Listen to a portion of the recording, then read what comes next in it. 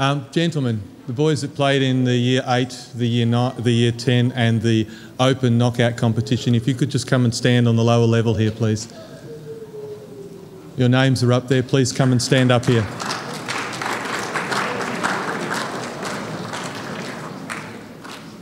While they're coming forward, I'll just give you a little idea of what we've been doing this year. We at Prescott College entered the South Australian Secondary Sporting Association's knockout basketball competition. This competition is played, as the name suggests, your team keeps playing until they lose a game and then they are knocked out of the competition. Although if you make it through the minor rounds, there is a day event for the last 6 teams, which takes the form of a round-robin playoff. This year, as with last, Prescott College performed very well, particularly when you consider the size of the school and the fact that this competition is open to all schools in South Australia. Our Open Boys team entered Pool B and won through to the round robin and finished 4th in the state.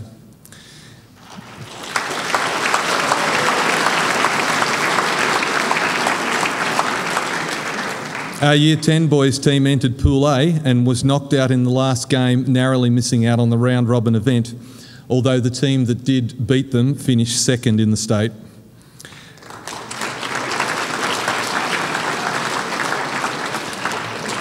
Finally, our surprise team was the Year 8 team. We entered them in Pool B and they made it through to the round-robin event, finishing 4th in the state. It is interesting to note that the biggest losing margin, their biggest losing margin for the day was 3 points, which if you follow basketball you would understand is a very narrow margin. Please congratulate these fine athletes.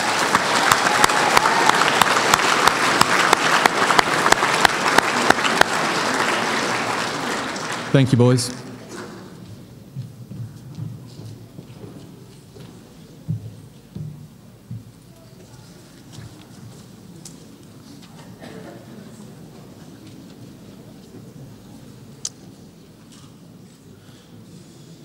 A number of Prescott's college students choose to enter academic competitions during the year. Tonight we wish to honour the following students who have received distinctions and credits in these various competitions. In Year 8, David Butler.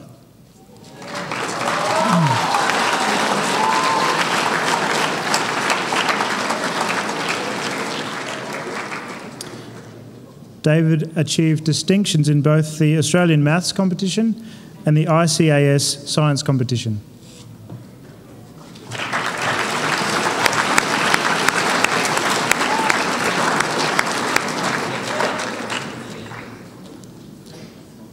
Also in Year 8, Gitesh Dodi.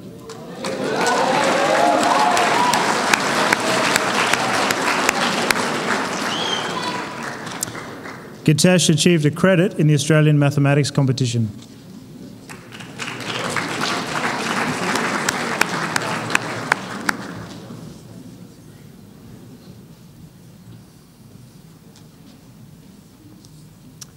In Year 9, Anthony Orcello.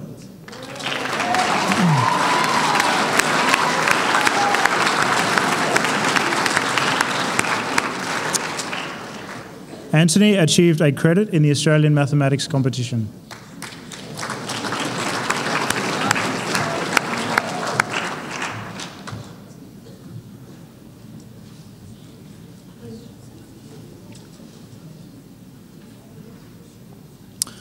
Also in Year 9, Joshua Saunders.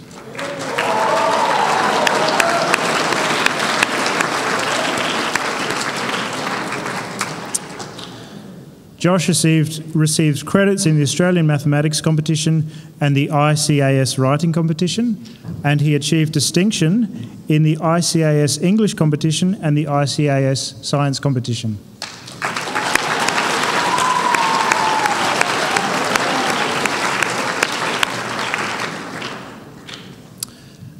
And in Year 12, Joyce Mugabashaka.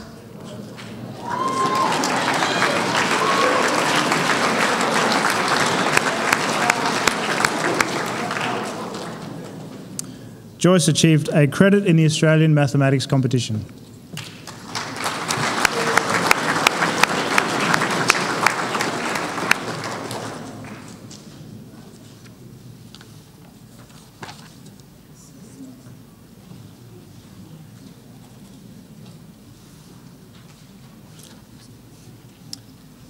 Would we all give these people a round of applause?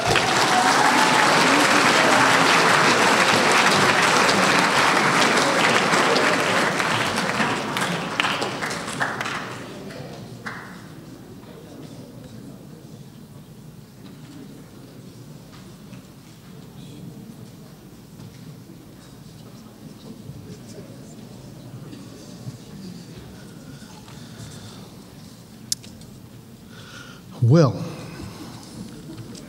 now that I know where I'm supposed to be next. Our next group of awards are book awards. What happens is teachers in various subject areas are asked to think about students who have put in a strong and sustained effort in their class and to be able to make a presentation to them. And so this evening, the subject Visual Arts, Jenna LeDrew, would you please come up and get the book award?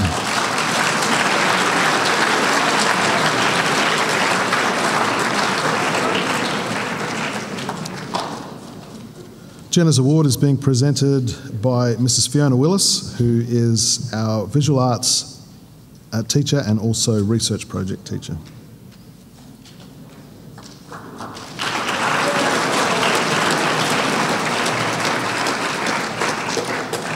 And Mrs. Willis would like to give the award for research project to Trent Charlson.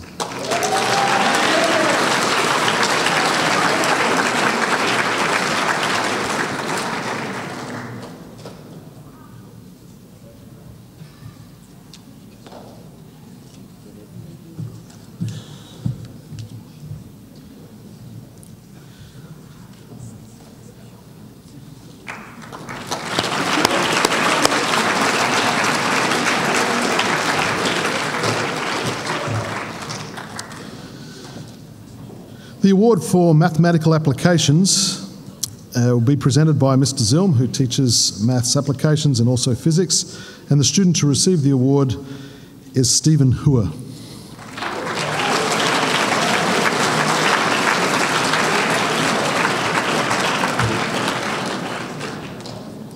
Who had something else to do tonight?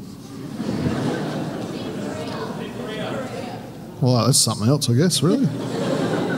Cool. The book award for physics, Mr. Zilm has awarded to Riordan Dose.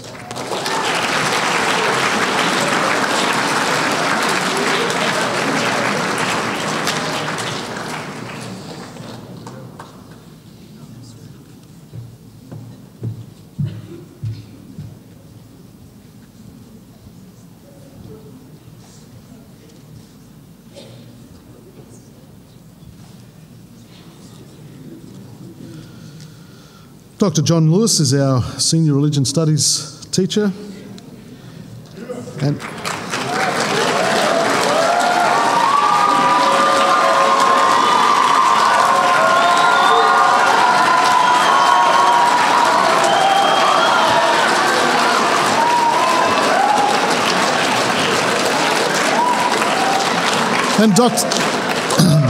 And Dr. Lewis would like to present two book prizes this evening, one to Riordan Dose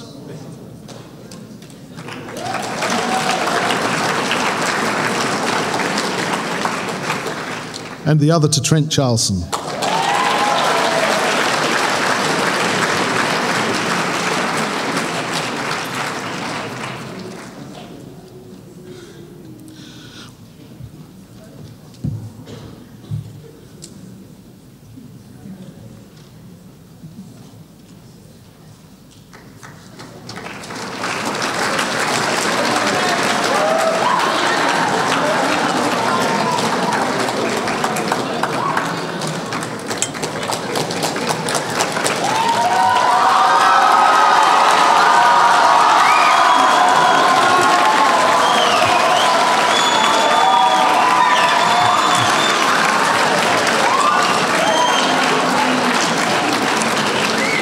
Mrs. Bardia teaches English Communications, and she would like to award a book award for English Communications to Natalie Tomczyk.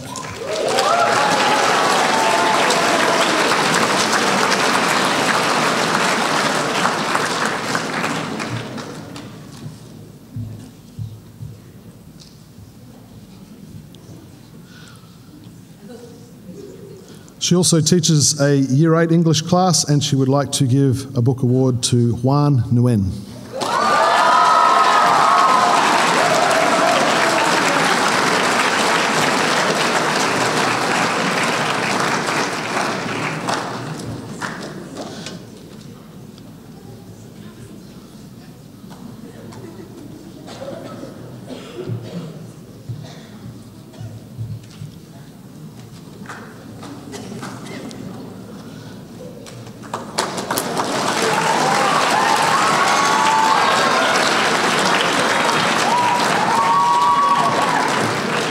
Mrs. Nelson also teaches English. She would like to make a...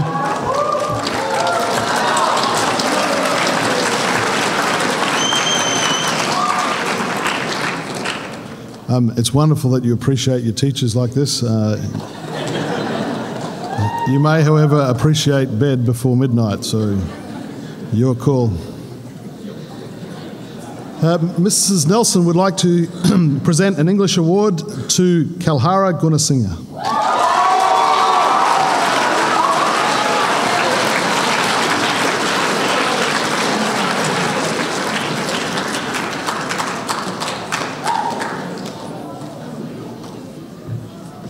Good on you, Carl.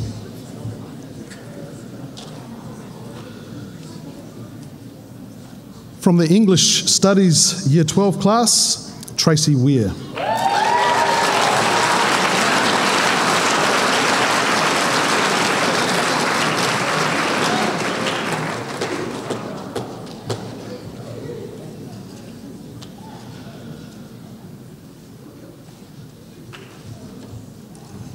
Our senior biology teacher, Mr.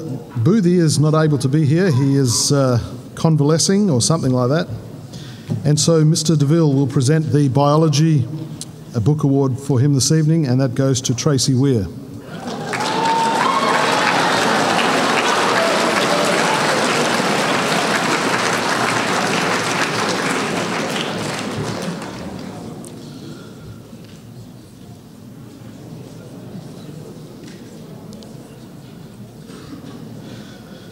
We have two PE awards, Physical Education Awards, to be presented by Ms. Wadham. The first book award for Physical Education goes to Abdul Zion.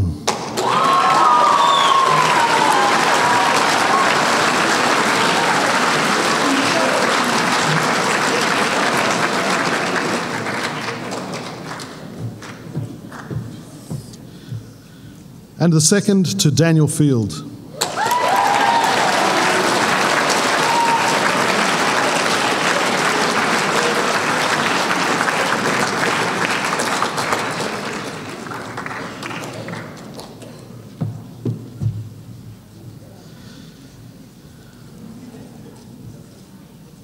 The personal learning plan is a subject that has been introduced with the new South Australian Certificate of Education, a Year 10 subject. Mrs. Ann Ellis is our teacher, and she would also like to present two book prizes. Firstly, to Daniel Kubrick.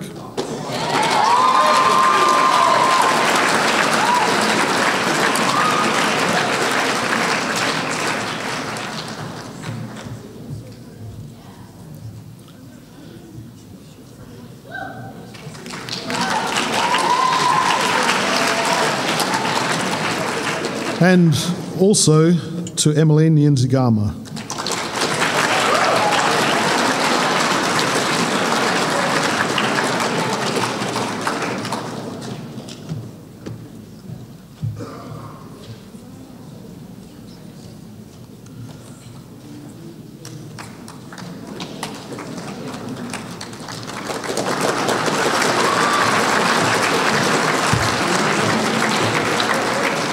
Mr. Ellis would like to make two book prizes for drama, the first to Rachel Richardson.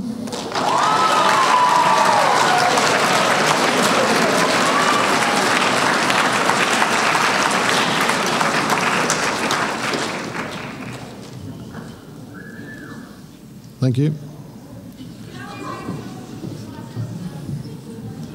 Someone was whistling. And the second prize to Daniel Kubrick.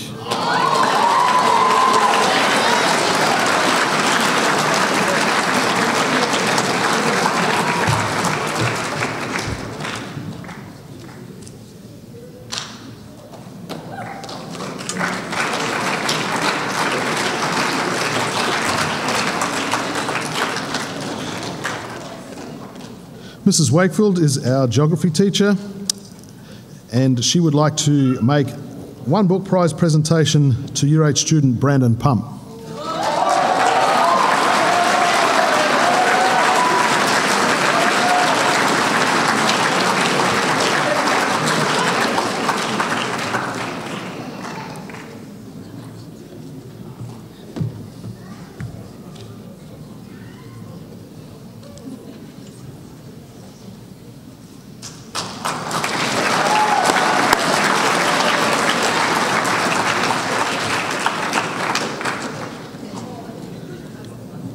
Our history teacher, Mr. Gavin Williams, would like to make a book prize presentation to Marcel Neoff.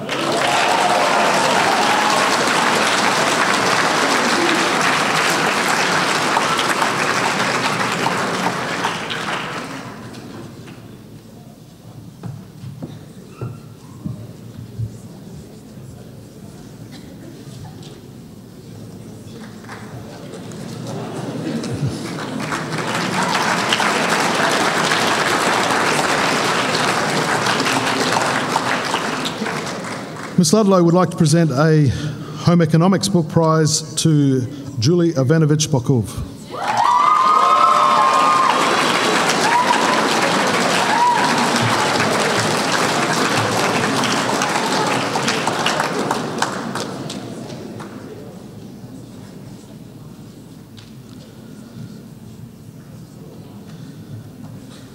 Mr. DeVille would like to present a prize to a student who's done a longitudinal research project in sound production and sound waves effect on people's ears. That would be Michaela Tina.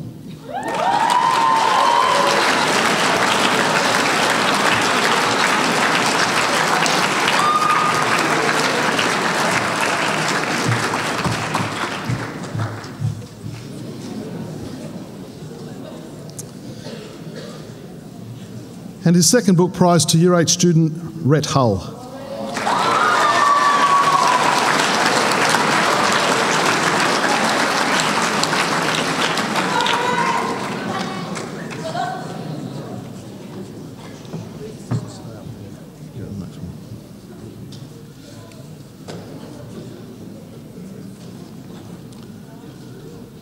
Our Year 8 and 9 students also undertake study in the French language.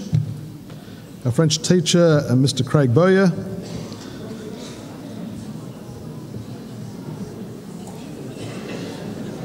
Mr. Bowyer would like to present two book prizes, one to Ryan Brown.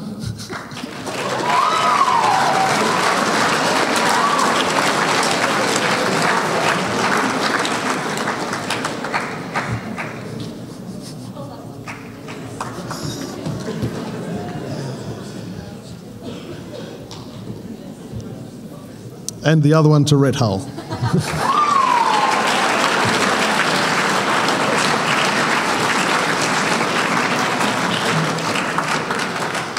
A big thank you to all the students who received prizes this evening, and also to those who did not receive a prize, because I don't know whether you realise it, students, but the more inspirational you are as students, the more inspirational teachers can be for you. So thank you to everyone for their hard work.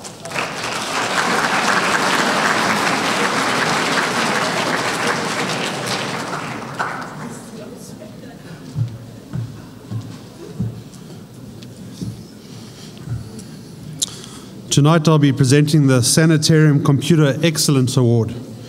This award is presented to students who demonstrate excellence in computing across a wide range of tasks and applications, and show a love for computing and creativity in technology-related projects. The Year 10 award goes to Keenan Hoffman.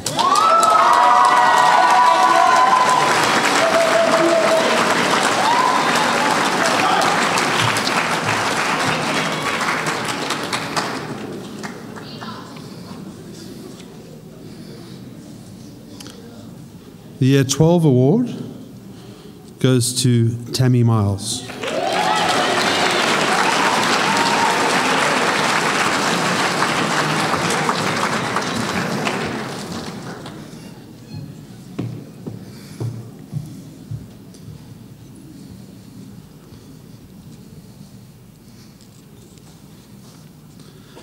Year 12 Runner-Up Award goes to Emily Boast.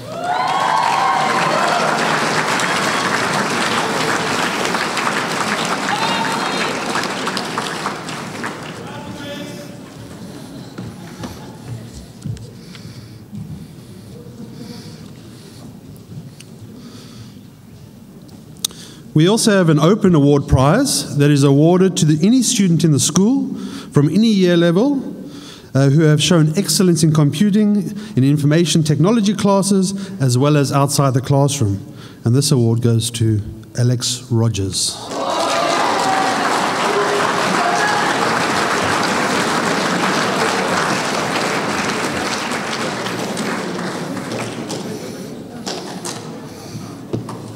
Well done, boy.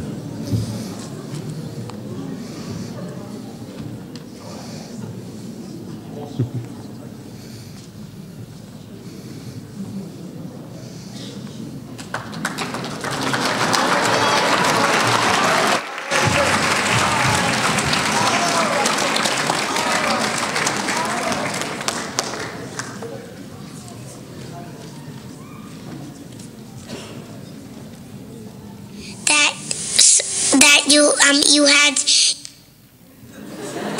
Have you ever had a dream that you had you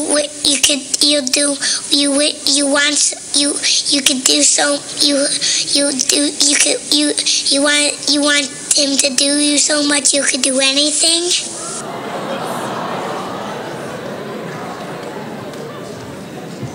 How stoked was that kid that he made it to the end? It's like, leaned back and was like, nailed it. Year 12s, are you feeling that way? Stuttered through, got to the end, nailed it. But seriously, I want you to remember this quote because it's going to go down in history. This is word for word what that kid said. Have you ever had a dream that you had, you would, you could, you do, you want, you could, you do, you can, you want him to do so much you could do anything? How many times have you been asked that question? How many times have you been asked that question this year? Maybe it was put a little more eloquently than that little kid put it. But how many times have you been asked it? Year 12s, I just want you to think. How many times have you been asked this year, what do you want to do next year? What are you going to study? Are you going to work? Are you going to have a gap year? Where do you want to be in 5 years, and is going to the beach really going to help you get there? I think you've probably heard it in various forms over the last couple of months. And if we were going to judge this question by the number of times it had been asked, we would think that it is a pretty important question to have an answer to. Yes, there we go. Sorry, I was expecting it. It's green. We would expect that given the number of times it was asked, it is a fairly important question. We've been asked it many times, and so we think that it is. And so I want to say, firstly, Year 12s, I forgive you for thinking that this question is important. Year 11s, I forgive you for thinking this question is important. Year 10s, Year 9s, Year 8s, I forgive you all. And parents, I forgive you too, because we've all thought it at some point, and we're all in some way thinking about it right now. And that's okay, because we've all heard it so many times. But at the same time, I want you to forgive me. And Year 12s, I want you to forgive your parents. And I want you to forgive your teachers and your friends, because no doubt they have asked you that same question in its various forms in some way. We have put a weight on it that is unfair on all of us, because really, it's not the most important question that there is to answer. And if you take anything from the last few moments of your school career that is now, I want it to be that stuttering kid with a question that went on forever is cute, but his question is actually not that important. I want to say thank you for inviting me here tonight to share just a little bit. I was shocked and honoured. For those of you who don't know, 2 years ago I was teaching at Prescott College as an English teacher. Best subject in the world, still is, even though I'm not teaching it. And I haven't been here for 2 years. I was only there for 2 years. Time I was there, time I left, the same. I thought you would have forgotten me. I hoped that you had forgotten me. And I got an email saying, the Year 12s want you to come and speak. And the first question that popped in my mind was, why? So I want to say thank you. And before I get too carried away, I just want to let you know, because I may not catch up with you all individually before you go, that I wish you all very well. And I truly believe more than ever that each one of you has a gift that can change the world in some way. And the challenge for you is to find it, to use it, and to share it with others. So please take that challenge. I'm not finished. You can clap after I'm finished. All right. The year was 2003. I was in the same position as you. I'd just finished high school and I'd landed my first real job, packing pallets of this stuff. So good. 12-hour shifts of it, in fact. I was doing the night shift, working from 4 in the afternoon till 4 in the morning, 4 days a week. And I remember doing the sums. 8 hours at normal time plus night shift loading, 2 hours at time and a half, 2 hours at double time. That was good money. This end of school thing was looking pretty sweet. And even before I started my first shift, I'd worked out how I was going to spend my first paycheck. And you know what it was? It was one of these. The Sony Ericsson T61, the best phone you could buy at the time. It had 22 ringtones, a colour screen, this awesome technology called GPRS that allowed you to download the internet in text form. How cool was that? And it had this sweet little thing called Bluetooth that meant I could sync my contacts from my computer onto my phone, back and forth. I know, it's amazing. You're all blown away. And this is the phone that I was going to buy.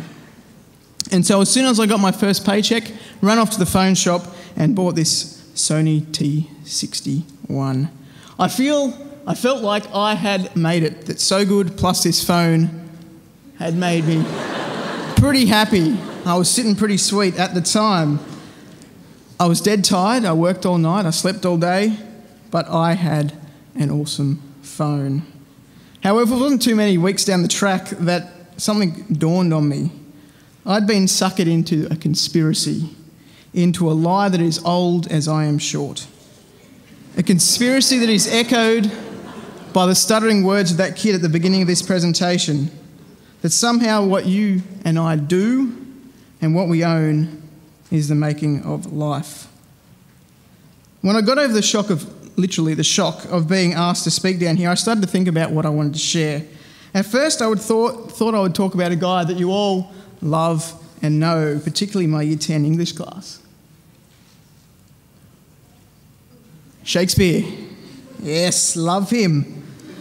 World's most well-known playwright and probably the most hated as well. But to be honest, this guy was a pig of a man. He was a liar, he was a cheat, and he was a womanizer, to say the least.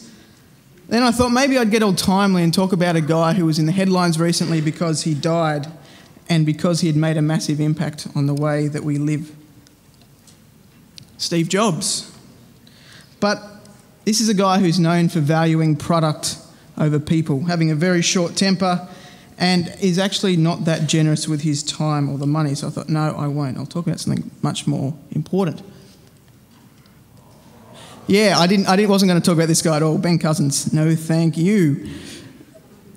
But all these people, for some reason, take up our time and our attention. And all these people, like that phone, that Sony Ericsson T61, are caught up in perpetuating this conspiracy. The other day I was watching a movie called The Ultimate Gift. It was a pretty average movie, and I think if you ask my wife, I fell asleep on the floor halfway through. But the DVD was sitting on the buffet there, ready to go back, and its tagline caught my eye.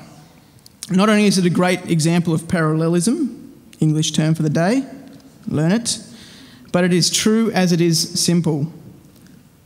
It's not how you spend your life, it's how you live your life. The scary thing is that this sentiment runs counter to everything that is going on in the world today. Every ad on TV, in newspapers, magazines, on the radio, on billboards, wherever you turn your eye is screaming out to you, you need this product. Every mindless, moralless sitcom, film or feature article is screaming to you, give up your mind, your body, your morals. It's worth it. Just do it. And all of this is caught up in some way in the stuttering words of that cute little kid. That what you do, how much money you make and how you spend it is the most important thing for you to consider. But you've probably guessed I'm here to tell you that this is in fact wrong. The title of crossover rock band Switchfoot's breakthrough single captures what I believe is the most important question very succinctly. I'm not going to sing it to you. I will say it to you. This is your life. Are you who you want to be? And it is that question of who that I want each of you, Year 12s in particular, to leave with tonight. Who? Because the question of who is far more significant than the questions of what, where, or how, or any of the 5 WHs will ever be. Of course, what we're talking here is about the type of person that you are, the character that you hold, that unquantifiable thing. Unfortunately, character is nowhere near as sexy as dollar signs or power suits or business class flights overseas, but it is actually worth a whole lot more. And you may not believe me right now, but I think you are all very lucky to be students of Prescott College, because as an ex-teacher of this school, I know that Prescott College values the question of who. They understand that the type of students that leave the school are far more important than any ATAR could be. Make sure I'm up to the right spot. Oh, there they are. Aren't they pretty? Each one of you, this is really scary, each one of you sitting in those pews as students today will have an average of 13.4 jobs before you turn 40, across 4 entirely different career paths. And there are jobs that you are going to be doing that don't exist at this very moment. So how can we, as teachers and ex-teachers, parents, expect you to know what you want to do when what you will be doing doesn't even exist? Think about that for a second. How can we even begin to think that answering that question is more important than the question of who are you?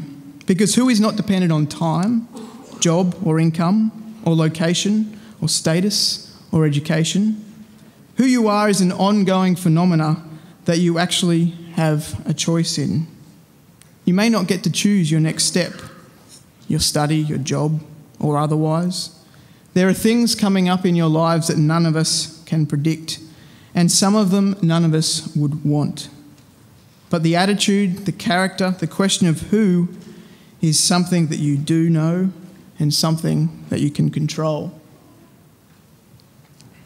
As someone who is on to my 3rd job after graduating uni and have only been out for 4 years, I can testify that all of this is true. I was a teacher, a choir conductor, but now I'm a communications coordinator and about to undertake a master's degree. 4 years ago, I wasn't married. I didn't have a kid. I didn't have a mortgage. I do now. And if the question of what, where, and how were important, I would be described as indecisive at best. But I hope if the question of who was asked of me, I and every person I know could answer assuredly. Because I believe that the people who are most significant, most inspiring and most influential are not the Shakespeares and the Steve Jobs of this world.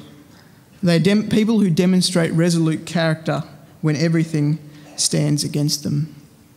In my current job, I'm blessed to travel to some far-flung places around the world and meet some amazing people.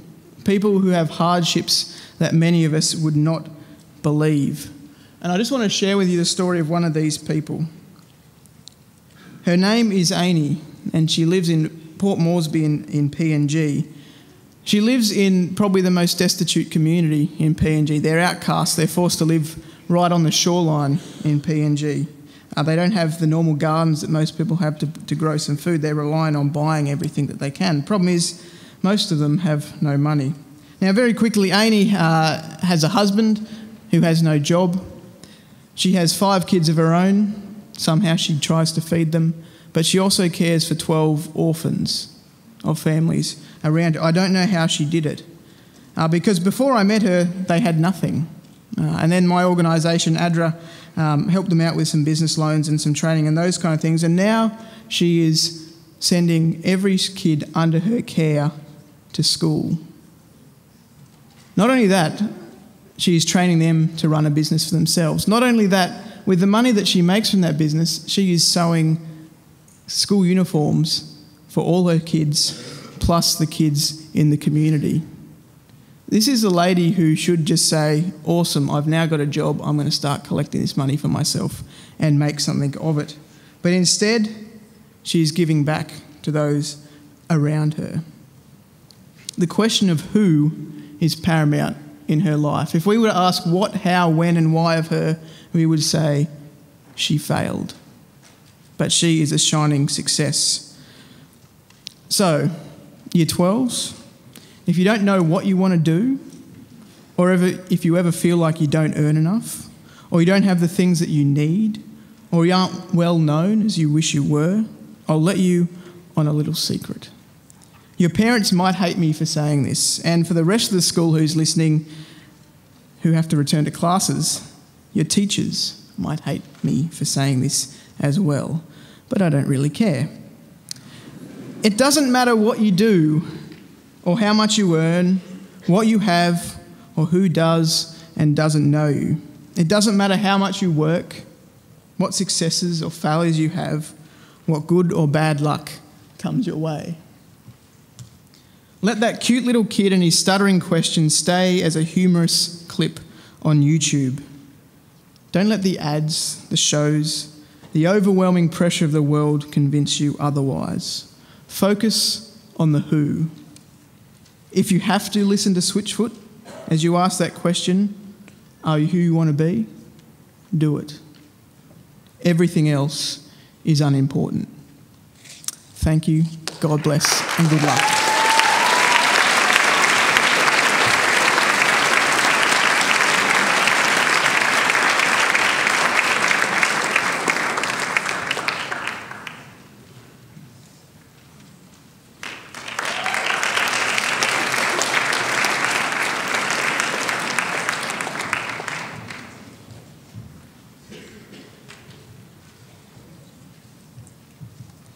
Good evening, everyone. 13 years in total, and our parents can still remember their 5-year-old crying and hanging on to their leg. Boy, what's changed. Now it seems our parents are hanging on to our legs, crying, nagging, and begging us not to leave them. But it's time for us to go out into the big wide world and be the responsible adults Prescott College has taught us to be. I remember waking up half an hour before my alarm on the first day of Year 8. I was nervous, excited and scared. I had been looking forward to this day all summer. Looking back, this all seems silly. It seems that all I had been looking forward to was a whole heap of stress, study and assignments. However, all of that now seems irrelevant. We're finished, and even though it wasn't that long ago, I have already forgotten the long hours of study, the pressure and the frustration. Instead, I remember the excitement of sports carnivals, the enjoyment of ski trips and the outdoor ed camps that brought us closer together. I want to say a big thank you to all the teachers who have taught us while being at Prescott. The teachers here have made Year 12 just that little bit easier through their support and their commitment. Your dedication to helping us receive the best possible marks has not gone unnoticed, whether it is running after-school classes, by marking the extra draft, or by seeing us at lunchtimes. On behalf of all the graduating Year 12 students, we would like to thank our families for putting up with us throughout this past year. They have endured our stress and tantrums when things didn't go to plan, and we are especially grateful for their kind words and their support. To the Year 12s of next year, I'm not going to tell you that Year 12 is the best year of your life, because it's hard and it's stressful. However, when you surround yourself with positive influences and good friends, it becomes much easier. We have 2 pieces of advice which we wish to share with you this evening. Firstly, even though previously you may be getting straight A's, it doesn't matter if you get a B here or a C there. Just try your best and that's all that matters. Our second piece of advice is ask God for help. James 1 verse 5 says, "If you need wisdom, ask our generous God. He will give it to you. He will not rebuke you for asking." Over the next year, you'll be facing some decisions which may feel too big, but if you're unsure of what to do, ask God and trust He has a plan and is looking out for you. To the graduating class of 2011, you have given us many memories. Alistair, you were the one who tore your pants on school photo day trying to get a piggyback from Micah. Sarah, you'll be remembered as one of the many casualties at Year 12 trip. How you managed to fall up the stairs and break your foot is a mystery to all of us. Emily will also be remembered as another Year 12 trip casualty when she ran into a concrete block on top of Parliament House. Stephen, just remember in the future that the name of an extinct flightless bird is a dodo bird, not what you called it in biology. Pride gave the Year 8s a little more than they bargained for on their first day of school when she fell down the stairs in the industrial arts room. Morgan, let's hope for your sake that Rio never becomes a bus driver. And if he does, make sure you get him before he gets you. Stella, I'm sure I speak for everyone when I say that you will be remembered for your constant running, but more importantly, for your kind and selfless heart. Vina, you will be remembered for creating aromas for all of us to enjoy, but especially Mrs. Rigg. Krista wanted to be remembered as a bright young student, but unfortunately most of us in biology will remember him most for licking his computer screen. Jezreel, we will never forget your constant singing on your 12 trip on the bus. Joadine, please don't pick up another stink bomb, and if you do, throw it outside next time. Tracy, no one will forget your kind and hardworking nature. To Luce, your smiling face is the first thing that comes to mind when we think of you. Matt Pearce, you don't need to apologise for not doing a burnout in your mum's car. Natalie, Natalie, I am so envious of your artistic abilities and your eye for photography. Matt Norris, speed bumps aren't jumps. Dilhani, have you learned the lyrics to Always Be My Baby by Mariah Carey yet? Zame seemed to always be able to sneakily score from the baseline during lunchtime basketball. Peter has the amazing ability to watch TV shows, do homework and listen to the teacher all at the same time. Michael, or Mr. Littlewood's apprentice, will be remembered for his mathematical ability. Tita, your constant laughing with Matt Norris will always be remembered. Sky, we will always remember your joyful and positive attitude. Jeanette, you have the ability to captivate audiences with your amazing singing. Josh Schultz, your love of computer gaming will always be remembered. Tammy, you will be remembered for pushing Mr. Ellis off his chair. Aaron, you will be remembered for knocking Josh and Rio flat at Year 12 trip with a high jump mat. Micah, I'm sure the history class will never forget your shirtless dance. Justice will be remembered for doing a backflip and losing his pants at the same time on a high jump mat at sports day. Josh K, you have almost perfected the art of flicking tree branches with the aim of hitting people. Rio, next time you sit down on a bench, beware of bird poo. Charles, no one will forget your nickname, Sexy Charles. Malat, when you're checking to see if a Bunsen burner's on, please don't put your head over it. Everyone, the moment we have waited 13 years for has finally come. We want to thank you all for the memories you have given us throughout the past 5 years. Without just one of you, the dynamics of the class would change dramatically. I can honestly say that I will remember this year and the moments we have shared together, like the one on Year 12 trip when our bus broke down at 1 o'clock in the morning, or when we tried to achieve zero gravity on the Telstra Tower elevator in Canberra until the lady yelled at us through the intercom. These memories will have me laughing for years to come. I wish you all good luck for your futures. In closing, I would like to share a quote with you. Eleanor Roosevelt said, "The future belongs to those who believe in the beauty of their dreams. I hope that your futures are all you dream them to be." This year, the students of Prescott College voted on new school captains to take over in Term 4, 2012. These have already been announced at school, but we would love to present to all the parents and families here the school captains of 2012, Joyce Mugabashaka and Justin Littlewood.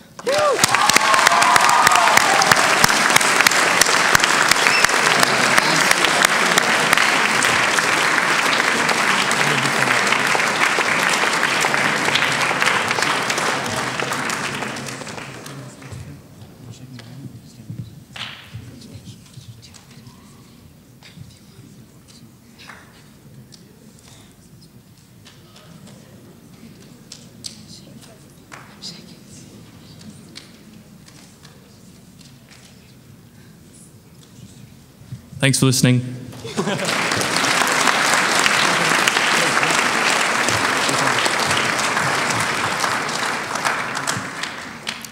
We'd first like to thank all the students and all the staff who have entrusted us with the responsibility of being school captains, and we will not disappoint you. And I'm sure we both look forward to leading the school next year. And yes, I think that's all we have to say to you. Thank you very much.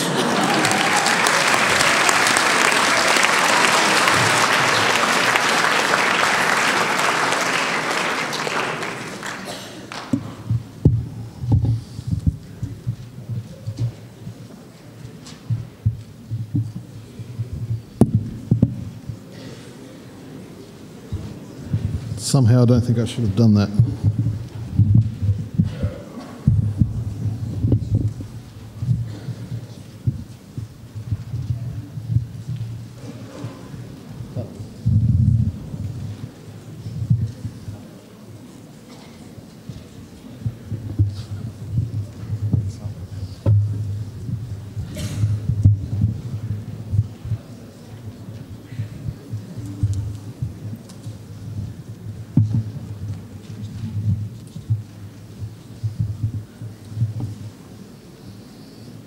That'll do.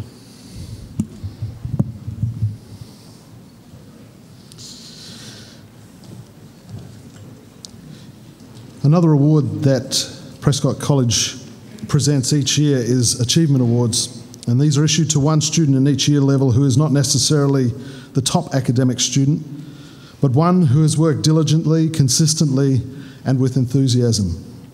The recipients for the award of 2011 are Year 8, Priyanka Nath.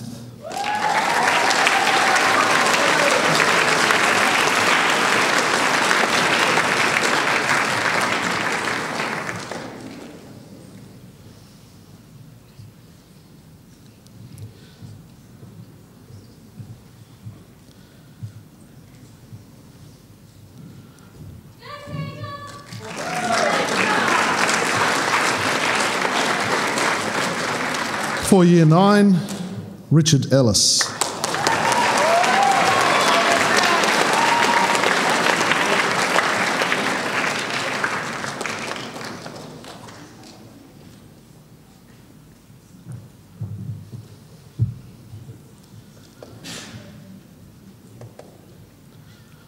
For Year 10, Michaela Tina.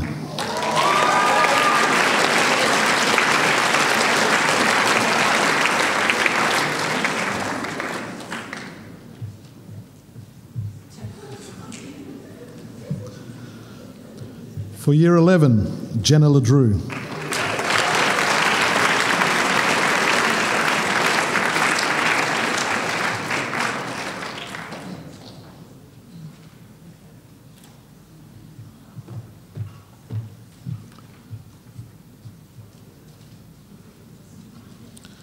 And for Year 12, Trent Charlson.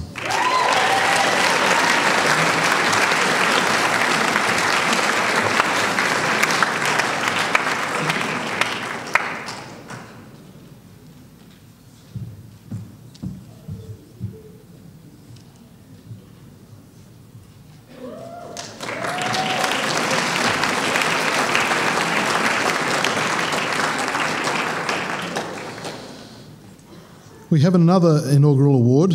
A few years ago, I had a student in my class with the last name of Sanderson, and just a few months ago, our local member of Parliament came and introduced herself. Her name was Rachel Sanderson, and she's a cousin of a former student of ours. She visited our school and said she would like to make available to us an award. And this award is offered through the office of Rachel, who is our state member of Parliament for Adelaide, and it's to acknowledge a student who selflessly dedicated time to others, directly or through charitable organisations, to improve the community. And the person to receive the Rachel Sanderson Community Service Award is Toulouse Kai.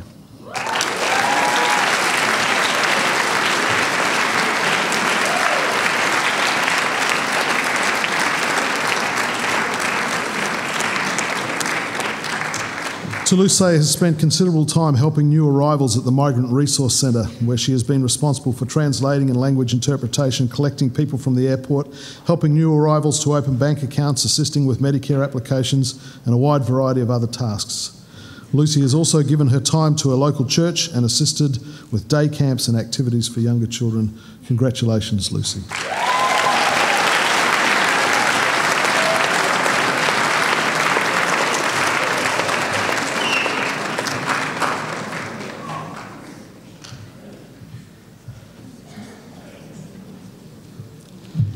We now come to the academic awards, and our awards that we award now is what we call the DUX Award. The DUX Awards are issued to the student with the highest aggregate scores in their year level. And the recipients for this year, in Year 8, Amy Dorman.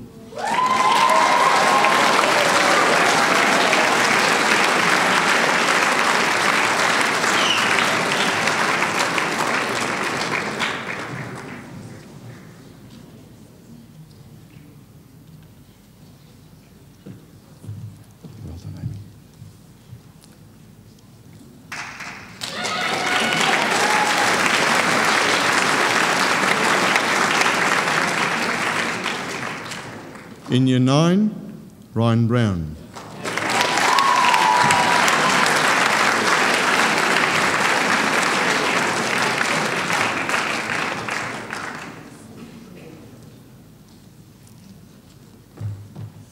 Well done.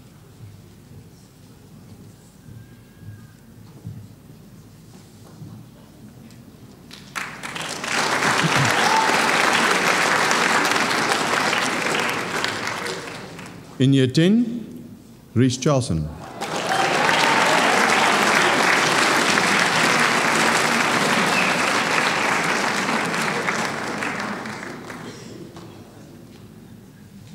Well done.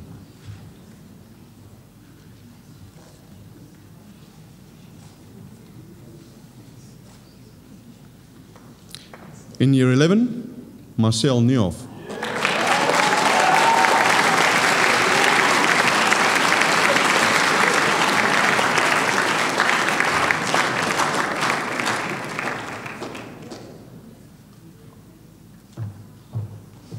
Well done, son.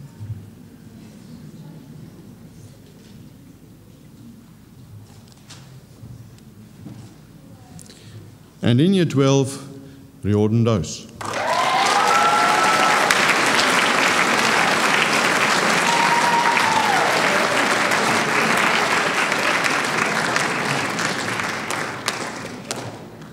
Well done, Rio.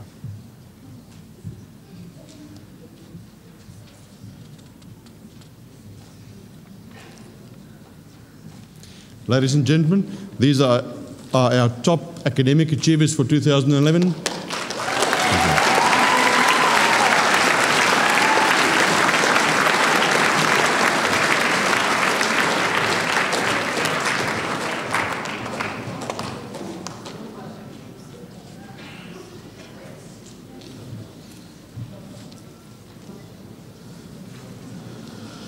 We're now going to ask our Year 12 students to come up. You're in rows that will lead you that way, and we would also ask our teachers to come forward, say just a few words, and perhaps there may be something up on the screen about each of our Year 12 graduates for this year.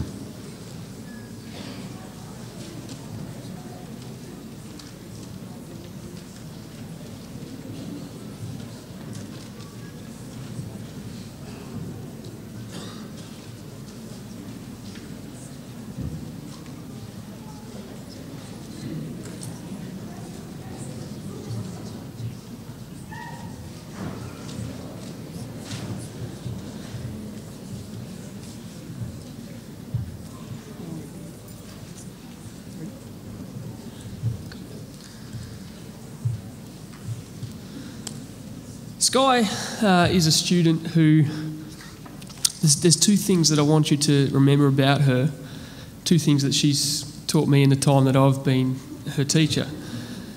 The first one is that she's very giving of her time.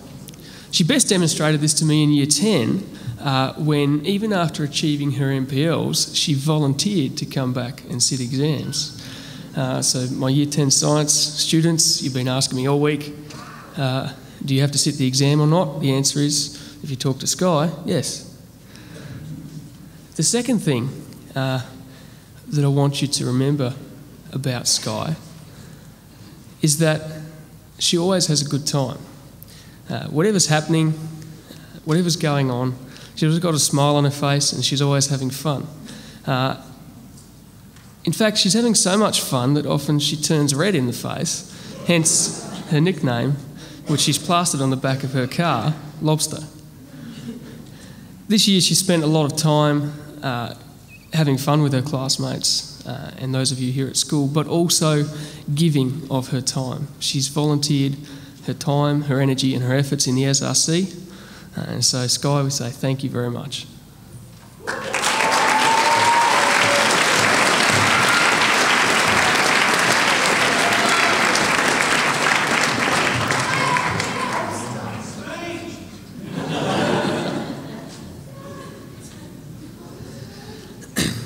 Well, what can I say? And next we have the student who has the best nickname in the whole school. Charles is a man of very few words, but Charles is someone who is always smiling. He's always happy. And that's a good thing. We get much more out of Charles' smile than we do out of what he says. And so, Charles, we wish you in everything that you do in the year to come and in the future, the very best.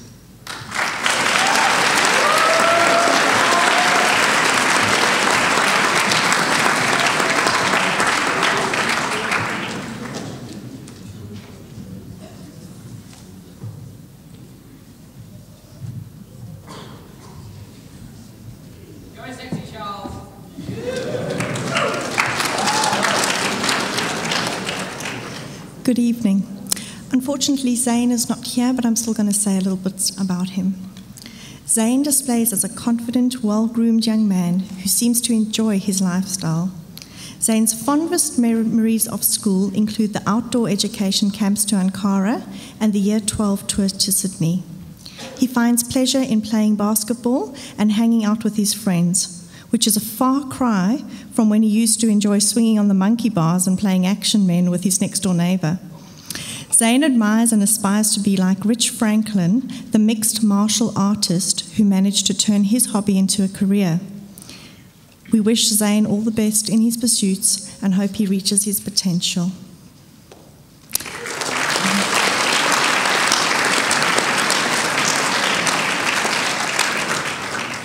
The next student I'd like to present is Delani.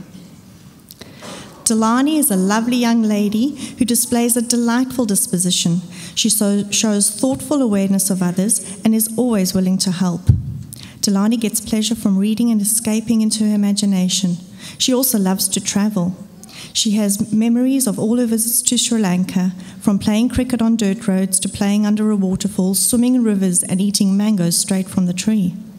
Some of Delani's fondest memories of her school years were hanging out with her friends and finding amusement in the little things.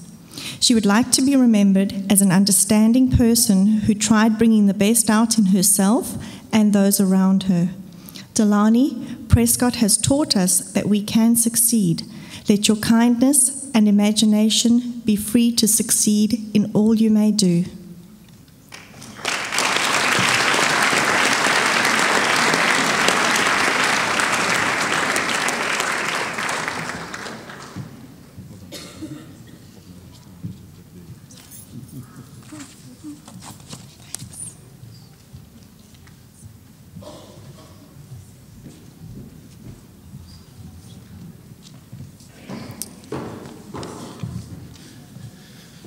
Riordan Dose. For anyone who's met Riordan, you'd notice two things about him. First thing is that he's one of the most laid-back guys that you'll ever meet. I can remember going with Rio before his specialist maths exam, expecting the conversation to revolve around how prepared he is for the exam and what sort of questions he's expecting. I should have remembered that this is Rio. He was simply chilling out, smiling and actually making jokes with me and Mr. Borison. But don't think Rio is ever underprepared. The second thing you'll notice about Rio is that he's one of the most well-prepared people for any situation. He always achieves what he sets out to achieve. Between studying for his subjects and achieving the Dux Award this year, by the way, did you see how relaxed he looked when he walked up to get his Dux Award? He's a man of many talents. He's the 18 to 20-year-old state champion for orienteering, thinking nothing of going out for a 10 or 15k run just to wind down at the end of a long day. It wasn't uncommon for Rio to have an event on during the day, which he would usually win, and then come back to take part in a physics lesson. Rio has a keen interest in physics, which is a great choice, and has a unique way of looking at any situation from a new point of view. He has a gift of asking questions that I would never have thought to consider. I have thoroughly enjoyed teaching Rio. As for next year, Rio hasn't entirely made up his mind, but he mentioned he was thinking about studying physics.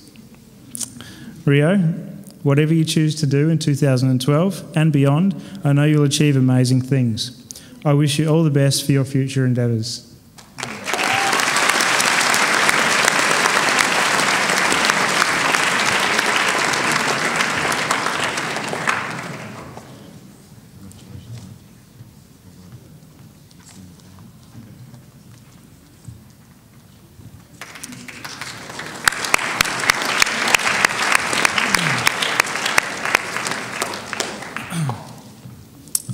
Malat. Have you ever had a song stuck in your head that you just can't get out? I had the pleasure of teaching Malat maths and having her as a roll marking teacher for the past 3 years. For a period of about 6 months, Malat and Chelsea entertained me every roll marking class with the same little song for about 6 months in a row, 10 times each morning. And it almost drove me insane and the rest of the class insane. She would recite the words to the same TV commercial every single day. It's like a jungle sometimes. It makes me wonder how I keep from going under. Don't push me, cause I'm close to the edge. I'm trying not to lose my head. It's like a jungle sometimes. It makes me wonder how I keep from... Did you get the nappies? The nappies. Don't push me, cause I'm close to the edge.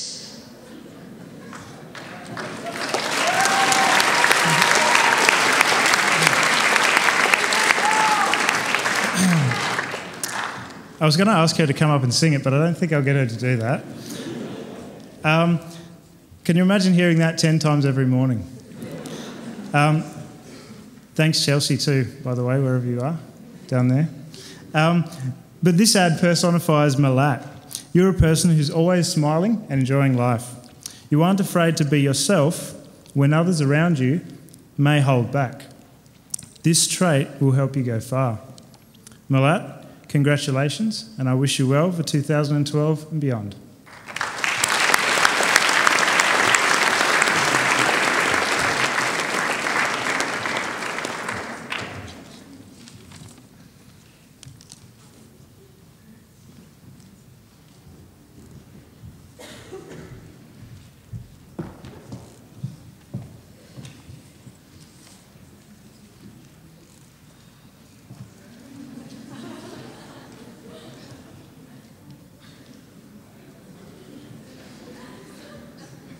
Another picture, next picture.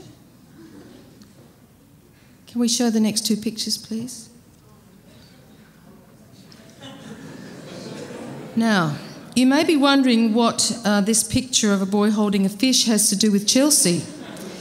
The other pictures were all of Chelsea at the ski trip, but this one was an outdoor ed camp. Now, Chelsea said in her speech that she loves outdoor ed camps. As the story goes, Peter Eggert caught the fish, and Chelsea wanted to do a Rex hunt on the fish, that is, kiss it before it's thrown back.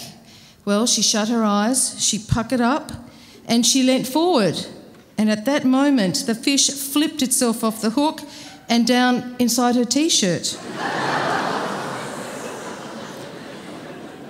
As you can imagine, she was screaming and everybody else was laughing. She demanded of Mr. Charlson, who was laughing very hard, why he hadn't helped get the fish out. When Malat looked at her and said that it wouldn't be appropriate, which Chelsea then realised. I've taught Chelsea for 5 years in English since year 8, right up to year 12. I've watched her grow and develop into a lovely young lady. She loves to learn and do well, but she also likes to laugh and she enjoys a good joke, like her mother did when I taught her in the 80s.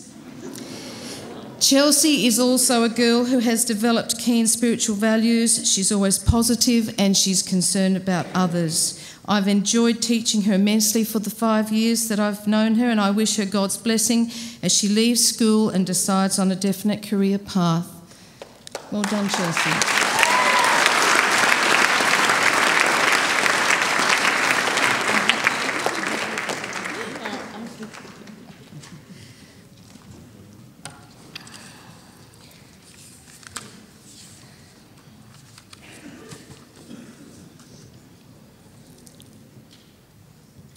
But I live with the consolation that all my acts were born out of a daughter's love for her father. Had I challenged my father's authority, I would have been judged by my society as lacking virtue and choosing love over family. In my world, a woman stands for her family first. She marries to enhance their status. She exists to advance their interests. How could I then ignore my father, whom I had been taught since I was able to learn was representative of the Father who is in heaven and whose authority could therefore never be questioned? I did love my father. He once seemed to me noble, unassailable. Now I know that, like all of humanity, he is a lost traveller trying to find his way in an unfamiliar, unsympathetic world. These are just some of the words penned by Tracy Weir when she wrote this beautiful assignment for me from Ophelia's perspective when we studied Hamlet. Tracy originates from Kenya and then she came to Australia. She came to Prescott College in term 4 of year 10. She knows 2 other languages other than English, so I suppose we could say that English is her third language. Since then, she's excelled as a student and she's worked extremely diligently. She has the ability to mix comfortably with her peers. She's also able to encourage those who struggle or those who need a kind word. I know that she wants to take up a career in the medical field. It's been a privilege to teach her. I've enjoyed reading and marking every one of her assignments, and I wish her every success and God's blessing in the future.